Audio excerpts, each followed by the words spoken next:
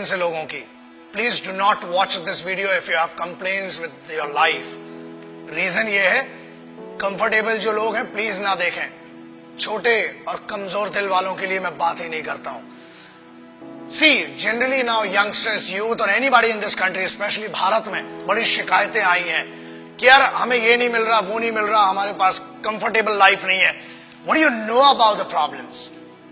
The guys those who face the highest trouble and the biggest problems of this country, the least paid by the government, but has the biggest pride to be called the soldiers of this country and soldiers of Indian Armed Forces. मैं उन सिपाहियों की बात कर रहा हूं.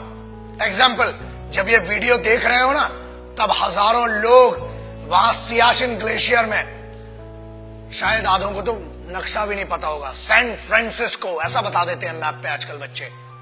You can not live without the chatting or WhatsApp or Facebook messaging or texting for half an hour or 1 hour. मैं उन सिपाहियों की बात कर रहा हूं जो ग्लेशियर में रहते हैं. 8G, 10G, 4G, 8G सब इधर चलता है दोस्त. वहां कोई जी नहीं होता है.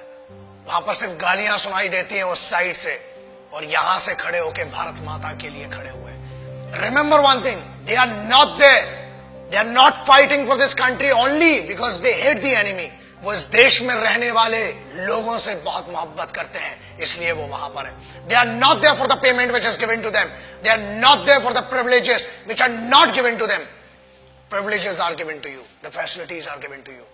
फिर भी इतनी कंप्लेन्स. अरे पानी गिर गया, हम कॉलेज नहीं जा पाएंगे, ये हो गया. बहुत कंप्लेन्स है माँ बाप से इन बच्चों को. Remember that. दोस्त, कंप्लेन करने के लिए बहुत लोग हैं, लेकिन वो कंप्लेन नहीं करते हैं. क्यों नहीं करते हैं?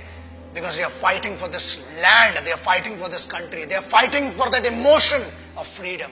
They are fighting for that emotion which belongs to you, which doesn't belong to them. वो एक sense of responsibility, sense of security आपको देने के लिए रात भर खून में खड़े हुए हैं. आप बात करते हो -50 जनरल टेम्परेचर है सियाचिन ग्लेशियर का. -50 जनरल. जब आप ये वीडियो देख रहे हैं, हजारों सिपाही आज भी अपने खून को सुखाकर वहां पर लड़ रहे हैं. They cock up their rifles, they write their last letters to their families, और उसके बाद एक दूसरे की नजरों में इसलिए देखते हैं कि मेरे यार ये नहीं पता कि कल मैं तेरे साथ बैठकर खाना खा पाऊंगा कि नहीं. बोलना तो बहुत दूर की बात सोचिए, आप सोच भी नहीं सकते किन कंडीशंस में वहां पर. And remember one thing, I'm not talking about the highest battleground of the country. I'm talking about the highest battleground in the world. This is the only place which is called the highest battleground in the world, and it is written in the history of the world wars. It is written in the history of warfares. जहां लोग श्वास नहीं ले सकते ना, लोग कहते हैं कि हमने 50 या 500 मीटर की दूरी पर या ऊंचाई पर लड़ा है. ये हजारों मीटर की ऊंचाई पर है, जहां सांस नहीं आती है, दिखाई नहीं देता है. वहां पर भी वो सिर्फ जज्बा है जो जिंदा रखता है लड़ने के लिए और इस देश की रिस्पेक्ट के लिए. किसी बेवकूफ गद्दार ने भी बीच में कुछ कहा था कि Indian army is rapist in Jammu and Kashmir. अरे बेवकूफ, फौज रेप करती है ना तो हथियारों से करती है, और होल होके तुम्हारा रेप निकलेगा. याद रखना, ये तो कॉन्स्टिट्यूशन है कि हमें फौज की आज भी एथिक्स और इज्जत है कि फौज आज भी कुत्तों को नहीं मारती, इसलिए बचे हुए हो. और याद रखना, किसी के भी खिलाफ कह लेना, मगर हिंदुस्तानी फौज, Indian army, navy and air force के बारे में बोलने के पहले 1 करोड़ बार सोचना. क्योंकि याद रखना, अगर फौज रेप पे आ गई ना तो तुम्हारी रूह का रेप होगा. Indian army does not rape. Army, navy, air force, they protect your women, they protect your sisters, because they consider every woman and every young woman as their sisters and mothers. That's why you are protected. बोलना बहुत सरल है और बहुत दम है, बहुत खुजली है, बहुत गर्मी हो रही है ना. आ जरा बॉर्डर पे 2 दिन की ड्यूटी करके दिखा, चूतड़ में से पूरी गर्मी बाहर आ जाएगी. अक्टूबर 1947, देश अभी आजाद ही हुआ था कि हम पर तो जंग थोप दी गई. But who did that? Let's talk about that. I'm talking about first unit of Sikhs, the first battalion of Sikh, one of the most elite, one of the most respected and decorated regiment of the Indian Army, called the Sikh Regiment. And this is a wonderful story.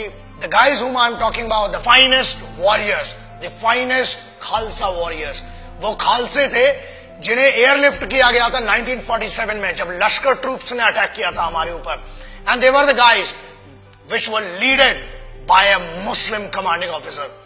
That makes me feel that pride of being an Indian. एक ऐसी सिखों की पूरी पलटन जिसे एक Muslim commanding officer ने lead किया, and this has gone in the history of Wars.